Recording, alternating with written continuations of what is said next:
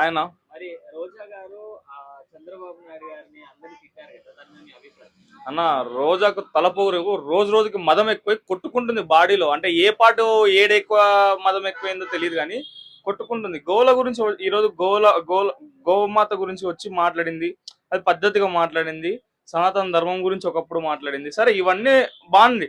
మళ్ళీ ఇవన్నీ side track లో పంపించి మన పవన్ కళ్యాణ్ గారిని చంద్రబాబు నాయుడు గారిని తిట్టడము ఇవన్నీ పర్సనల్ టార్గెట్. అంటే మనం గతంలో చూసుకుంటే కూడా అధికారంలో ఉన్నప్పుడు కూడా నేను ఇటుపక్క నిలబడితే పవన్ కళ్యాణ్ అటుపక్క నిలబడితే ఎవరికి ఓట్లు ఎక్కువ పడితే అవి అని మాట్లాడింది.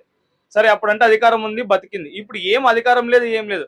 అంటే ఇప్పుడు పవన్ కళ్యాణ్ గారిని తిడితే జగన్మామ ఏమైనా సీట్ ఇస్తారు, నెక్స్ట్ సారి కూడా సీట్ ఇస్తాడు అనే మదంలో మా మైకంలో బతుకుతుందో లేదో ఏమో నాకు తెలియదు. ఇప్పుడు టీవీ షోస్కి వచ్చేస్తుంది ఇంకా జగన్మామ ఖచ్చితంగా సీట్ ఇయ్యడని అనే బాధలో ఉండి ఈ రోజు కూడా కొంచెం 90 వేసుకుందేమో నాకు తెలియదు కానీ బయటికి వచ్చి ఇట్లా మళ్ళీ తిట్టడం ఎందుకు?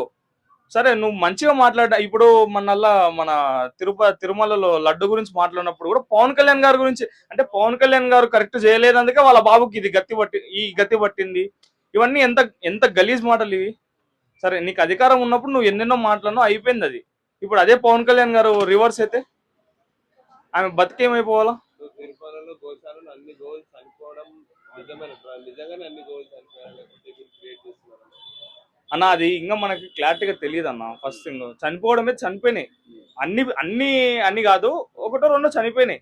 అవి కూడా సరైన ట్రీట్మెంట్ లేకనో లేకపోతే పట్టించుకోకనో అవి జరుగుతాయి. ఇప్పుడు సరే రోజా మాట్లాడిన దాని మీద కరెక్టే, ఎందుకంటే మనము సనాతన ధర్మంలో బతుకుతున్నాం కాబట్టి మనం తీసుకున్నాము. సరే దాని గురించి అది మొత్తం సైడ్ ట్రాక్ లో పెట్టించి మళ్ళీ చంద్రబాబు నాయుడు గారిని మళ్ళా మన పవన్ కళ్యాణ్ గారిని తిట్టడం అనేది ఏడి వరకు కరెక్ట్ అది?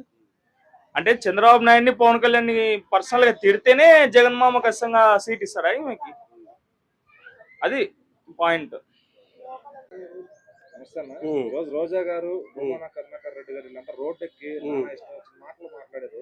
అట్లా రోజా గారు అయితే పవన్ కళ్యాణ్ గారిని ఆయన చేసిన పాపాలకు సైతం వాళ్ళ బిడ్డకు అన్నట్టుగా మాట్లాడటం జరిగిందనమాట. అంటే ఆయన ఏదో తిరుమల లడ్డు గురించి మాట్లాడింది, అవన్నీ తీసుకొచ్చి పవన్ కళ్యాణ్ గారిని చంద్రబాబు గారిని వాంటెడ్ గా తిట్టడం. అంటే ఇంకా వాళ్ళు ఏదో పదవిలో ఉన్నాం అనుకునే అహంకారపూరిత మాటలు వస్తున్నాయి అంటారు, లేకపోతే ఏంటి అసలు? అసలుకి మెయిన్ గా ఇలాంటి వాళ్ళకి ధైర్యం ఇచ్చింది ఎవరు? చంద్రబాబు నాయుడు గారు. కూటమి ప్రభుత్వం వీళ్ళు ధైర్యం ఇచ్చింది. గత 5 సంవత్సరాలు వాళ్ళు ఆ రకంగా ఇష్టానుసారంగా వీళ్ళ మీద దాడులు చేసి బూతులు తిట్టి అసెంబ్లీ సాక్షిగా వీళ్ళని అవమానించి వీళ్ళ కార్యకర్తలను ఇబ్బంది పెడితే ఇప్పుడు గవర్నమెంట్ వచ్చి 10 నెలల సంవత్సరం కావస్తుంది. అయినా అక్కడ వీళ్ళు ఇంకా మాట్లాడుతున్నారు, వీళ్ళు నోరు నిలుస్తుందంటే ఆ తప్పు ఎవరిది? కూటమి ప్రభుత్వంది. అంటే వీళ్ళు మమ్మల్ని ఏం చేయలేరు, మేము ఏదైనా మాట్లాడతాము. ఇప్పుడు గతంలో జగన్మోహన్ రెడ్డి టీడీపీ వాళ్ళు ఎవరైనా మాట్లాడితే వాళ్ళ మీద దాడులు చేయడం లేకపోతే కేసులు పెట్టి లోపలేయడం భయపడేట్లు చేశాడు 5 సంవత్సరాలు, ఎవడు బయటకు రాకుండా. మరి అది వీళ్ళు ఎందుకు చేయలేకపోతున్నారు?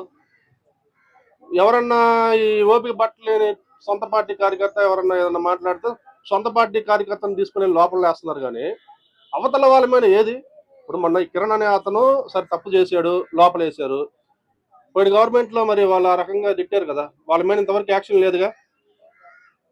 అదే ఇప్పుడు ఏదైనా కానీ గవర్నమెంట్ లోపం. అంటే ఈ గవర్నమెంట్ మనల్ని ఏం చేయలేదు, మనం ఎన్ని తిట్టినా రోడ్ల మీద వచ్చినా ధర్నాలు చేసినా మనం పోయి వాళ్ళ మీద దాడులు చేసినా వీళ్ళు మనల్ని ఏం చేయలేరన్న ధీమాతోనే ఈ రోజు వాళ్ళు బయటకు వస్తారు. దానికి తోడు ఇప్పుడు ఈ 10 నెలల నుంచి చూస్తుంటే ఎవరైతే పోయిన 5 సంవత్సరాల్లో ఇబ్బంది పెట్టారో వాళ్ళు ఈ రోజు కూటమిలో ఒకరు జనసేన అని, ఒకరు టీడీపీ అని, ఒకరు బీజేపీ అని కండవలు వేసుకున్నారు వైసీపీ వాళ్ళు. ఇంకేం చేస్తారండి? ఇప్పుడు ఎగ్జాంపుల్ పోయిన 5 సంవత్సరాలు వీళ్ళు ఇబ్బంది పెట్టారు, పదవులు అనుభవించారు. వాళ్ళు ఏదైనా చేయాలంటే వాళ్ళు ఇప్పుడు వైసీపీలో ఉన్నారా? లేరుగా. చాలా మంది కూటమిలోనే చేరారు. వీళ్ళు ఎవరైతే ఇబ్బంది పెట్టారో వాళ్ళు మా పార్టీలో చేసుకోని చెప్పారు కదా గతంలో, మరి ఆ మాట మీద నిలబడాలి కదా. గ్రౌండ్ స్థాయి కార్పొరేటర్ కానించి ఎమ్మెల్యే కానించి ఎంపీ కానించి ప్రతి ఒక్కరు మీరు కండ వేసి మళ్ళీ కూటమికి ఆహ్వానిస్తే ఇంకేంది మీరు చేసేది? కార్యకర్తకి ఏం న్యాయం జరిగిద్దాడా? వీళ్ళ మంచితనాన్ని వాళ్ళు చేతకంగా తీసుకుంటున్నారు. అదే 100%. వీళ్ళ మంచిదనం. వీళ్ళు ఏంటంటే చంద్రబాబు నాయుడు గారు, పవన్ కళ్యాణ్ గారు సరే అప్పులతో కూరుకుపోయిన ఆంధ్రప్రదేశ్ ను మనం డెవలప్ చేయాలి, సెంట్రల్ సపోర్ట్, రాజధాని లేదు, అలాగే యువతకి ఉద్యోగ అవకాశాలు లేవు, పోలవరం ఒకటి పూర్తి చేయాలా, సూపర్ 6 పథకాలు నెరవేర్చాలని వీళ్ళు తంటాలు వీళ్ళు పడతా వీళ్ళ పనిలో వీళ్ళు ఉన్నారు. ఈ రెడ్ బుక్ అని చెప్పి ఏదో ఒకరి ఇద్దరిని అరెస్ట్ చేశారు కానీ చాలా మంది ఉన్నారు. ఈ ఈ బూతులు తిట్టిన వాళ్ళు, సోషల్ మీడియాలో బూతులు తిట్టిన వాళ్ళు, అసెంబ్లీ సాక్షిగా బూతులు తిట్టిన వాళ్ళు, వీళ్ళు చాలా మంది ఉన్నారు. వాళ్ళందరినీ ఏరు లోపలేస్తే అప్పుడు భయం అనేది ఏర్పడిద్ది. ఈ రకంగా బయటకు వచ్చి తిడుతున్నారంటే అది వీళ్ళిచ్చిన సనువే. వీళ్ళు మనల్ని ఏం చేయలేరన్న ఆ, భయమే వాళ్ళది. ఇప్పుడు లేకపోతే 10 నెలలు కూడా కాకముందు ఈ రకంగా అంతేందుకు మొన్న కూడా వాళ్ళు వైసీపీ వాళ్ళు బెదిరిస్తున్నారు. ఒకటి మేము వస్తే రేపు 2029లో మేము ఎంత చూస్తామని. మరి ఆ ఛాన్స్ ఇచ్చింది ఎవరు? మీరేగా. ఇకనైనా చంద్రబాబు నాయుడు గారు ఒకవైపు మీరు అభివృద్ధి చేయండి, సంక్షేమాలు ఏమో తప్పలేదు. ఎవరైతే గత 5 సంవత్సరాలు ఇబ్బంది పెట్టారో వాళ్ళ మీద కూడా మీరు చర్యలు తీసుకోకపోక వాళ్ళ కండవలు వేసి మీరు మీ పార్టీలో చేర్చుకుంటే ఇంకా రాబోయే రోజుల్లో వీళ్ళేముంది, ఈ రోజు కండ వేయించుకుంటారు, ఇంకో రేపు ఎలక్షన్ టైంకి ఒకడు ఉండడు, మళ్ళీ వాళ్ళ పార్టీకి వాళ్ళు వెళ్ళిపోతాడు. పార్టీ కోసం కష్టపడ్డ వాళ్ళు 5 సంవత్సరాలు దండించుకున్నారు, పార్టీ కోసం కష్టపడ్డారు. మరలా కూడా వాళ్ళు దండించుకోవాలంటే కుదరదు కదండి. ఈ రకంగా చేసే పని అయితే యాక్షన్ అనేది లేకపోతే కండవలు వైసీపీ నుంచి ఇటు వచ్చి కండవలు వేయించుకున్న వాళ్ళు వల్ల రేపు ఎలక్షన్ నాటికి వెళ్ళిపోతారు. దానికి తోడు మీ సొంత పార్టీ కార్యకర్తలు కూడా ఉండకుండా వెళ్ళిపోతారు, ఉపయోగం లేదని. దయచేసి ఇది రిపీట్ కాకుండా ఈ రకంగా బహిరంగంగా రోడ్ల మీదకి వచ్చి తిట్టే వాళ్ళని, ఇలాంటి వాళ్ళ మీద యాక్షన్ తీసుకుంటే మీ ప్రభుత్వం ఇంకో 20 సంవత్సరాలు ఉండిద్దని నేను కోరుకుంటున్నాను. దరిద్రగొట్టు వనితని ఎక్కడో చూడాలి ఆంధ్రప్రదేశ్లో. దానికి అసలు ఆ నీతి, జాతి, లేకపోతే మంచి మానవత్వం ఇలాంటి ఏమీ ఆమె దగ్గర కనపడవు. మరి ఏంటో ఆ పుట్టుక, అలాంటి పుట్టుక. ఎవరిని పడితే వాళ్ళని అంత పెద్ద పెద్ద మాటలు అంటూ ఉంటుంది. ఇప్పుడు ఒక సందర్భంలో చిరంజీవి గారిని ఏముందండి, చిరంజీవి గారు ఎక్కడ ఎవరికి సహాయం చేసినట్టు జీవితంలో చూడలేదండి. ఈమె మంత్రిగా ప్రమాణం చేసి స్వీకారం చేసినప్పుడు చిరంజీవి గారు ఇంటికి వచ్చి వాళ్ళు బట్టలు పెడితే ఆ బట్టలు స్వీకరించి దీవించండి అని చెప్పి కాళ్ళ మీద పడ్డ రోజులు మర్చిపోయింది. అంత గొప్ప వ్యక్తి, ఎన్నో కుటుంబాలను ఆదుకున్న వ్యక్తి. తర్వాత తన సంపాదించుకున్న సొమ్ములో 60-70% పేద ప్రజలకే ఖర్చు పెట్టినటువంటి పవన్ కళ్యాణ్ గారిని కూడా ఉచ్చనీచలు లేకుండా మాట్లాడినటువంటి దుర్మార్గురాలు ఎవరైనా ఉందంటే ఈ దుస్తురాలే.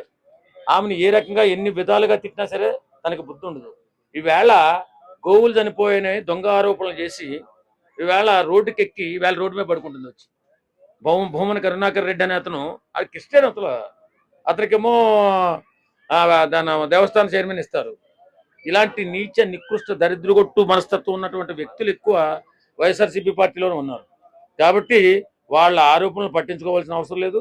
ఈ వనిత ఉంది కదా, ఈ రంగుల రాణి ఏమంటారు, డైమండ్ రాణి, ఈ డైమండ్ రాణిని అసలు పట్టించుకోకూడదు. ఎందుకంటే విడిచేసినటువంటి వ్యక్తి అంటే బూతుకు అనకూడదు.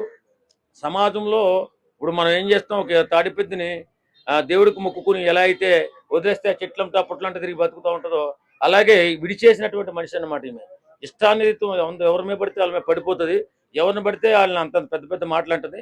ఇలాంటి దరిద్రగొట్టు ఆడది నిజంగా ఆంధ్రప్రదేశ్లో ఉండడం ఆంధ్రప్రదేశ్కి పట్టిన దరిద్రం అని చెప్పాలి. ఇది ఆమె ఉన్నంతకాలం ఆంధ్రప్రదేశ్ కూడా రాజకీయాల్లో ఉన్నంతకాలం ఆంధ్రప్రదేశ్ బాగుపడుతుందంటే నేను నమ్మను.